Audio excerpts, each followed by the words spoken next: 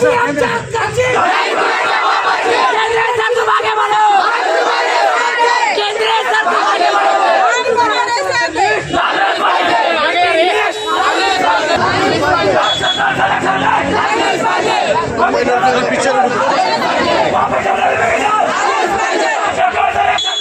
थोड़ा आराम से, सर थोड़ा आराम से। नहीं बोलना बड़ा फिर चर्चा होगी।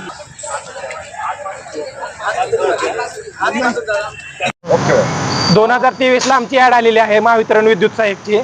तरी अजून भरती प्रक्रिया लांबतच आहे आणि वेटिंग लिस्ट पण लावलेली नाही आहे. सिलेक्शन लिस्ट आणि वेटिंग लिस्ट लावावी म्हणून आज आम्ही इथं सगळेजण जमलो आहोत आणि आंदोलन करत आहोत. तरी यांनी लवकरात लवकर वेटिंग लिस्ट आणि सिलेक्शन लिस्ट लावून टाकावी ही आमची विनंती आहे. माझं नाव रवी त्रिवेदी. विद्युत सहाय्यक 5400 जागा निघल्या होत्या आयटीवर. त्याच्यापैकी जवळपास 2000 जागा रिक्त आहेत. वेटिंग लिस्टचा विषय तर वेगळाच आहे. अजून सिलेक्शन म्हणजे ही जी 5300 जागा आहेत त्याच पूर्ण भरलेल्या नाहीत. त्या पूर्ण भरून आणि वेटिंग लिस्ट काढावी ही माझी मागणी आहे. जी भरती झाली 2023 मध्ये जे भरती सुरू झाली महावितरणची, याच्यामध्ये ज्यांनी आता जो निकाल लावला त्या निकालामध्ये पारदर्शकता बिलकुल नाही आहे. याच्यामध्ये कोणालाच कोणाचे मार्क दिसत नाहीत.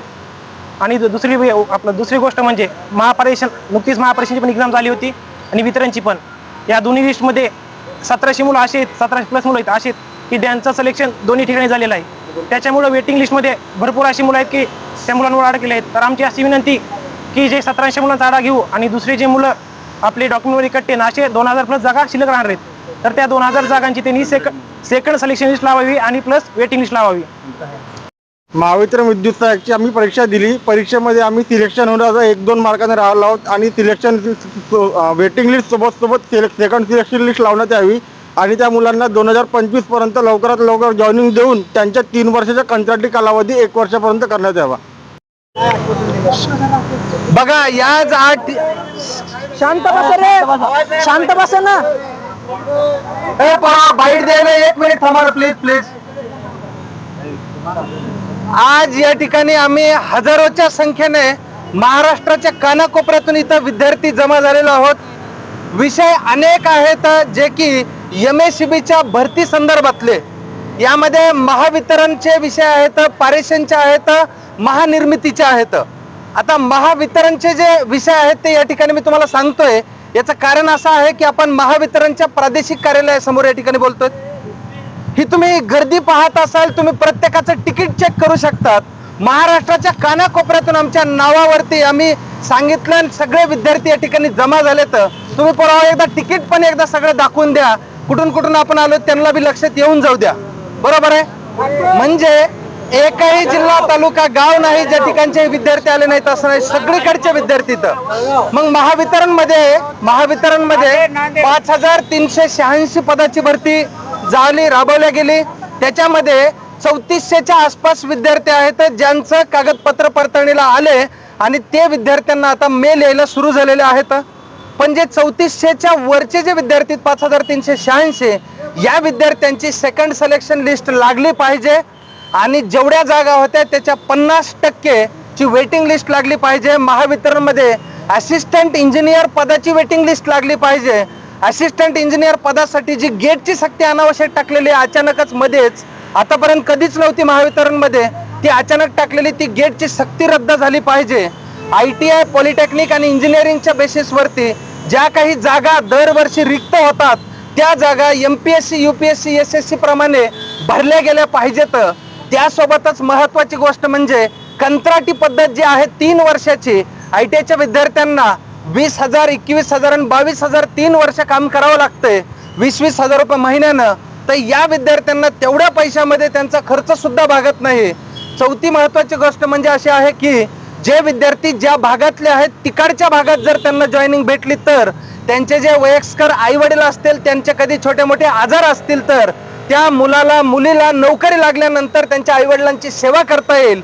याच्यासाठी त्यांना गावापासून जितकं जवळ देता येईल तितकं ट्राय केलं पाहिजे.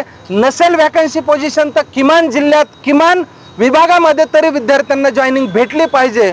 फार तर फार 1-2 जिल्हे आजूबाजूला चालेल, पण इतरला विद्यार्थी मराठवाड्यातला वाशीला, मुंबईला, कल्याणला जात असेल तर त्या विद्यार्थ्याला कुठलाही नोकरी लागून फायदा होत नाही. 3 वर्ष अजूनही कर्जाचा डोंगर त्याच्यावरती वाढू शकतो, हे सुद्धा त्या ठिकाणी महत्वाचं आहे. त्यानंतर अपंग विद्यार्थ्यांच्या काही विद्यार्थ्यांचे होल्डवरती त्या ठिकाणी जॉईनिंग पडलं, ते अपंग विद्यार्थ्यांचं तेही घेतलं पाहिजे. सोबत कॉमर्सचे असतील, महाजनकोचा निकाल असेल, हे कॉमर्सचा निकाल, महाजनकोचा निकाल सुद्धा लवकरात लवकर लागला पाहिजे. आणि सगळ्या विद्यार्थ्यांच्या ज्या काही भरत्या असतात त्या वॅकन्सीज निघल्यापासून जास्तीत जास्त 8-10 महिन्यापर्यंत परीक्षा, निकाल, सिलेक्शन, कागदपत्र पडताळणी आणि जॉईनिंग हे सगळं 8-10 महिन्याच्या कालावधीमध्ये झालं पाहिजे. जास्तीत जास्त 10 महिने हे आमच्या सगळ्या मुख्य मागण्या होत्या. आम्ही सुरुवातीला क्रांती चौक पासून जमा होऊन खासदारापर्यंत गेलो, तिथून वेगवेगळ्या आमदारांना भेटतोय आणि सोबत आता या ठिकाणी JMD ऑफिसला या ठिकाणी आलोत आणि जॉईंट मॅनेजिंग डायरेक्टर यांना आता आम्ही निवेदन दिलेलं आहे. आमची इच्छा आहे की ह्या सगळ्या ज्या मागण्या आहेत त्या लवकरात लवकर मार्गी लागल्या पाहिजेत आणि ऑफिशियल नोटिफिकेशन लवकरात लवकर विद्यार्थ्यांना देऊन महाराष्ट्राच्या कानाकोपऱ्यातील विद्यार्थ्यांना त्या ठिकाणी न्याय दिला पाहिजे. आणि 3-3 वर्षाची कंत्राटी पद्धत जी आहे ती 1 वर्षावर किमान आणली पाहिजे, या आमच्या सगळ्या मान्य या ठिकाणी आहेत. केंद्र सर तुम आगे बढ़ो, हम तुम्हारे साथ हैं. केंद्र सर तुम आगे बढ़ो, हम तुम्हारे साथ हैं. आपल्या मागणी पूर्ण नाही झाल्या, पुढच्या काय बोला सर. आम्हाला शब्द असा देण्यात आलेला आहे की लवकरात लवकर तुम्हाला याच्यातून निकाल येईल म्हणून आणि मागण्या पूर्ण होतील म्हणून. आणि जर मागण्या मान्य नाहीच झाल्या तर पुढची दिशा आम्ही सगळ्या विद्यार्थ्यांसोबत बसून चर्चा करून ठरवूयात. सहदेव केंद्रे.